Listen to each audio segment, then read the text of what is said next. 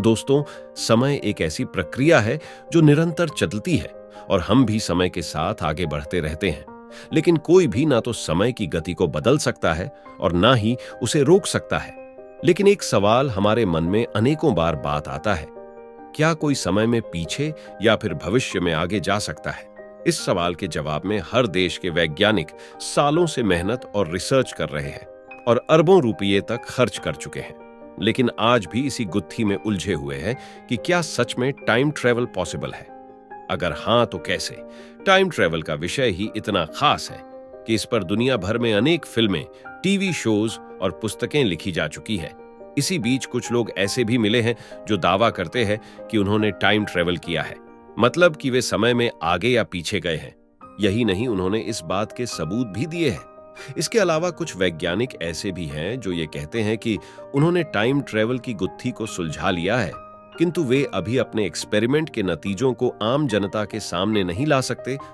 आज हम आपको कुछ ऐसे ही लोगों से मिलाएंगे जो टाइम ट्रेवल को अनुभव करने का दावा करते हैं या फिर जिन्होंने टाइम ट्रैवलर को देखा है। जॉन टिटर शायद इंटरनेट इतिहास में सबसे प्रसिद्ध और दिलचस्प कथित समय यात्रियों में से एक है। उनकी कहानी 2000 के दशक की शुरुआत में सामने आई, जब उन्होंने वर्ष 2036 से टाइम ट्रैवलर होने का दावा करते हुए विभिन्न ऑनलाइन फोरम पर पोस्ट करना शुरू किया।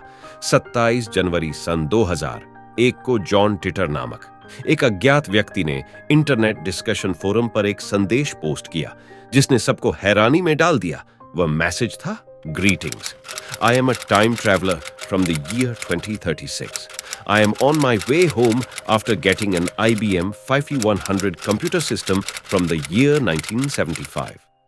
खुद को सन 2036 से आया हुआ समय यात्री बताने वाले जॉन टिटर का कहना था कि वह सन 2036 से 1975 में IBM 5100 नाम के एक कंप्यूटर को लेने आया था, क्योंकि भविष्य में कंप्यूटर से जुड़ी एक बड़ी समस्या को समझने के लिए उन्हें IBM के 100 कंप्यूटर की प्रोग्रामिंग लैंग्वेज की जरूरत थी।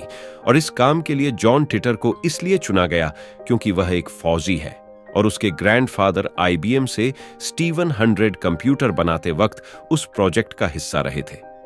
उसने बताया कि वह 1975 से IBM 5100 कंप्यूटर को वापस 2036 में ले जा रहा था, पर वह सन 2000 में रुक गया।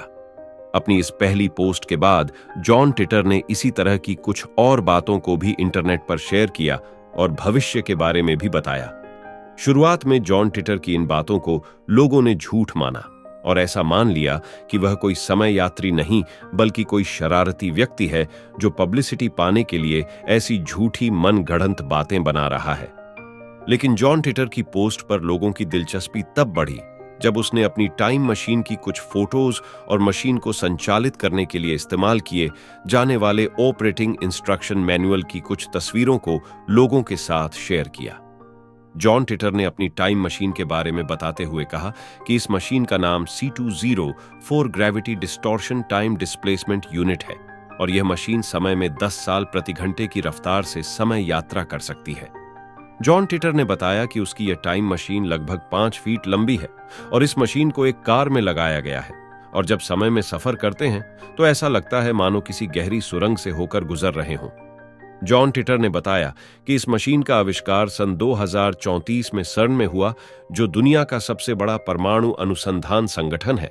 इस पोस्ट के कुछ महीनों बाद ही सर्न के वैज्ञानिकों ने बताया कि उनके हैड्रॉन कोलाइडर की प्रणाली में कुछ ऐसी खोज होने की संभावना है कि हम आने वाले सालों में छोटे ब्लैक होल खोल सके और हम छोटे ब्लैक होल बना भी सकें।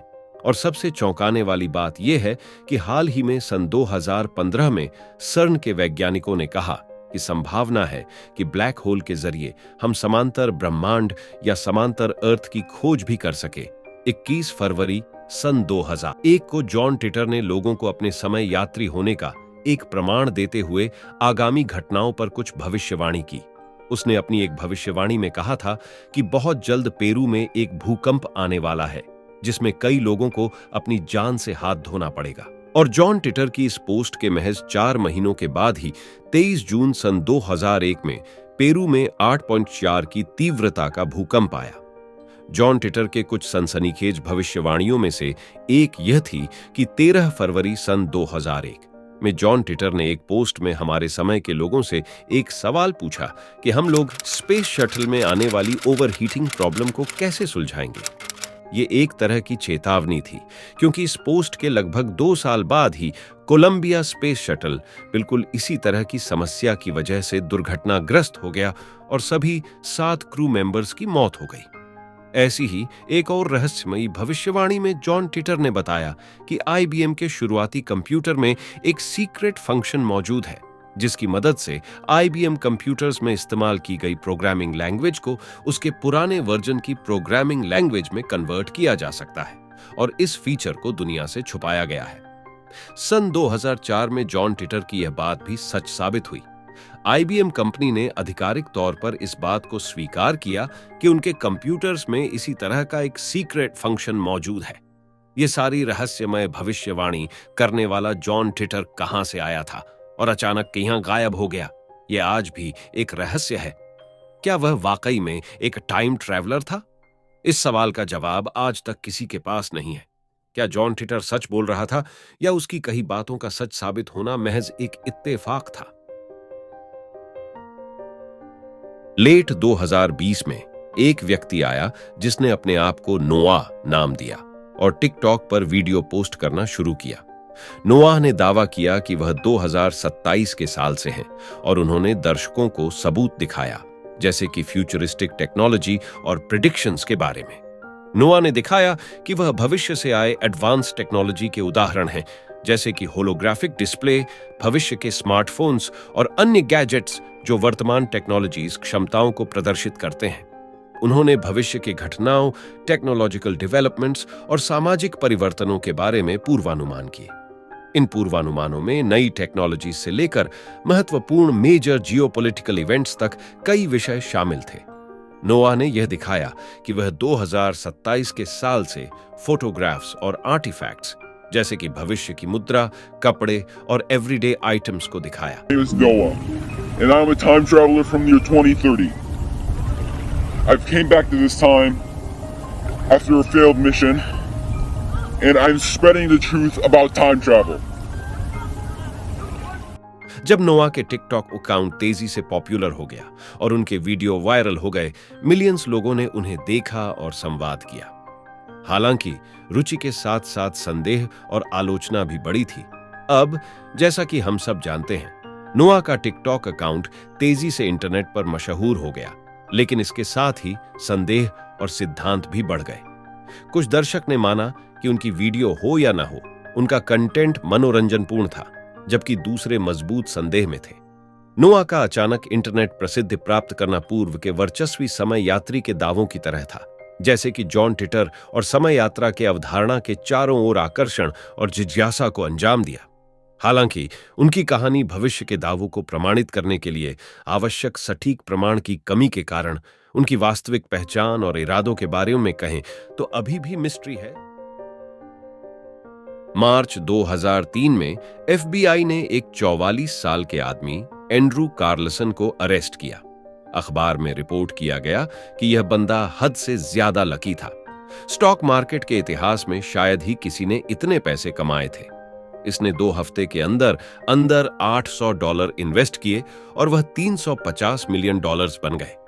FBI को शक हुआ कि यहां पर कुछ तो स्कैम किया जा रहा है, फ्रॉड किया जा रहा, इनके द्वारा ये कोई इनसाइडर ट्रेडर होगा। लेकिन जब एंड्रू से पूछताछ की गई तो उसने जवाब दिया कि मैं टाइम ट्रैवलर हूं, मैं 250 साल फ्यूचर से आया हूं।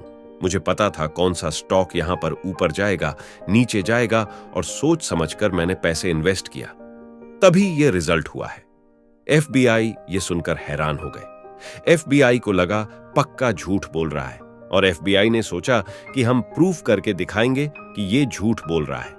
लेकिन जब और जांच कराई गई तो पता चला कि दिसंबर 2002 से पहले कार्लसन का कोई रिकॉर्ड ही नहीं था कहीं पर। इससे भी ज्यादा हैरान कर देने वाली चीज, 3 अप्रैल को कार्लसन को कोर्ट में पेश होना था अपनी बेल हियरिंग के लिए, लेकिन अचानक से वह गायब हो जाते हैं और उसके बाद वह कभी नहीं दिखते। क्या वह सही में टाइम ट्रैवलर था, और क्या टाइम ट्रैवल सही में पॉसिबल है? हॉकन नॉर्डक्विस्ट एक स्वीडिश व्यक्ति हैं जिन्होंने 2006 में इंटरनेट पर कुछ तस्वीरें और एक वीडियो अपलोड किया था। उन्होंने दावा किया कि वह भविष्य की यात्रा करके लौटे हैं और 70 वर्षीय हॉकन नॉर्डक्विस्ट से मिले हैं, एक आदमी जो खुद से ही मिला। जी हां, हॉकन नॉर्डक्विस्ट का कहना है कि एक बार उनके किचन का नल खराब हो गया तो वो पानी के रिसाव को चेक करने के लिए पानी की कैबिनेट में अंदर चले गए। कैबिनेट के अंदर कुछ दूर चलने पर दूसरी तरफ से हॉकन नॉर्डक्विस्ट को एक चमकदार रोशनी दिखाई दी। उन्होंने उस रोशनी की तरफ बढ़ने का फैसला किया। जैसे ही वे रोशनी में इंटर हुए, उन्हें महसूस हुआ कि वे फ्यूचर में पहुंच गए हैं। अपने इंटरव्यू के दौरान उन्होंने अपनी इस घटना को बताते हुए दावा किया कि उनके किचन में एक वर्म होल था और वे उस होल से 2042 में पहुंच गए थे। यही नहीं, उन्होंने कहा कि वो वहां भविष्य के हॉकन नॉर्डक्विस्ट यानी कि खुद से ही मिले थे। उस वक्त उनकी आयु लगभग 70 वर्ष हो चुकी थी। हकान ने भविष्य के हकान से कुछ ऐसी पर्सनल बातें पूछी जो सिर्फ उन्हें ही पता थी। साथ ही उन्होंने अपने दाहिने हाथ के टैटू को भी मैच किया, जो कि बिल्कुल उनके हाथ पर बने टैटू जैसा था। लेकिन कुछ लोग उनके दावों को सिरे से नकारते हैं, लेकिन हॉकन नॉर्डक्विस्ट का कहना है कि लोग उनके बारे में चाहे कुछ भी कहे, लेकिन उन्होंने इस घटना को जिया है, इसलिए उन्हें लोगों के कुछ भी कहने की कोई परवाह नहीं है। हम उम्मीद करते हैं कि आपको हमारा वीडियो दिलचस्प लगा होगा। कृपया इस वीडियो को लाइक करें, सब्सक्राइब करें और बेल आइकन को दबाकर मेरे नए वीडियो के नोटिफिकेशन प्राप्त करने के लिए सूचित करें। और हां, अगर आपके पास किसी अन्य रहस्यमय विषय पर वीडियो की मांग है तो कृपया कमेंट में बताएं। हम अगले वीडियो में फिर से मिलेंगे। तब तक के लिए धन्यवाद।